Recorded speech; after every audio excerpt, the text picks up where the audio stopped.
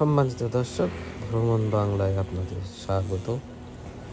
আজকে আমরা টোকিওর রাস্তায় ঘাস এবং ছোট ছোট গাছ সেগুলো কিভাবে পরিষ্কার করে দেখাবো।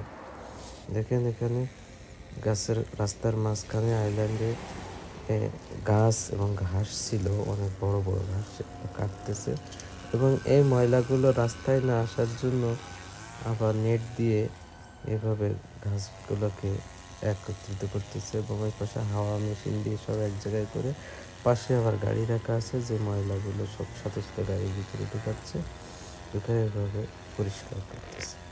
তারা কতটুকু পরিষ্কার, রাস্তা পরিষ্কার করা দেখলেই বুঝতে পারে। ধন্যবাদ সবাইকে।